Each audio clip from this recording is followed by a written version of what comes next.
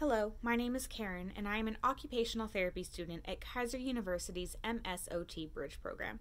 As part of my virtual fieldwork experience, I am creating weekly YouTube videos discussing various topics. This week, we will be discussing several questions regarding a simulation we had evaluating a small child. This child, we'll call her P, is 2 years old and has autism. We use several evaluation tools, including the P-body, to assess how she's performing developmentally. The first question is, what are the developmental milestones for a child this age? As I mentioned, P is 2 years old. At this age, you can typically expect your child to start exploring more and actually being interested in this and tolerating more sensory experiences. They should be able to wear a wider variety of clothes without being upset at the texture. They're also going to be expanding their palate and enjoying more foods and a wider variety of textured foods.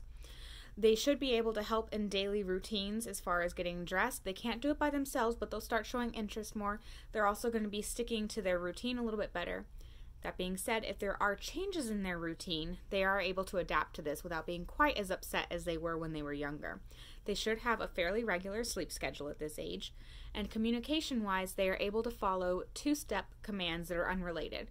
For example, finish your snack and then go put your coat on. Two different commands that are not related to the same task.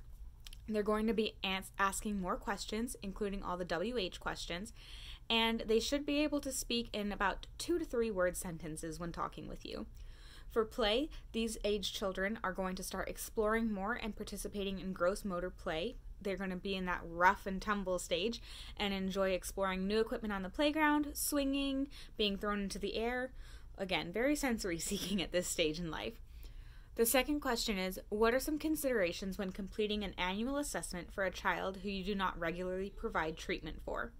It's very important going into this that you perform a thorough chart review. Since you don't see this child on a consistent basis and you may have never seen them before, you really need to make sure you understand what you're getting into.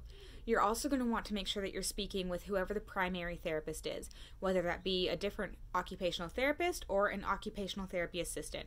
Whoever has a good rapport with that child and knows how they're performing typically, and also their quirks, what they prefer during sessions, and what their goals are.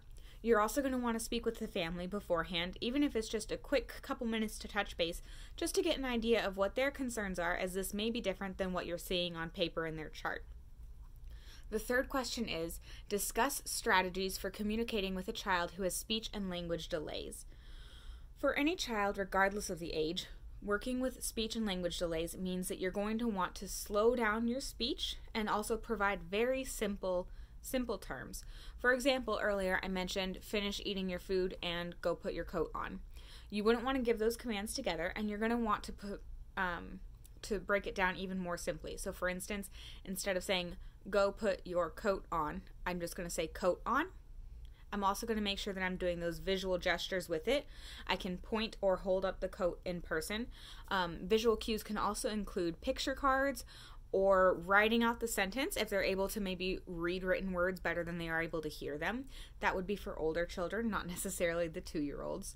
And really just making sure that they're understanding what you're saying. So you might have to repeat these instructions a few times, and it's important to be patient and not get upset by having to repeat yourself over and over again. Whatever works best with the child is obviously going to be what you want to use. So whether that be acting out your instructions as you voice them, like coat on, they might respond better to just visual, like I hold up the coat and shake it and then point to them.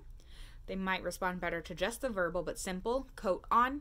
You can kind of mix and match whatever cues you're providing. Just make sure that you're providing it in the simplest form possible. Thank you so much for joining me this week, and I look forward to discussing next week's topic with you.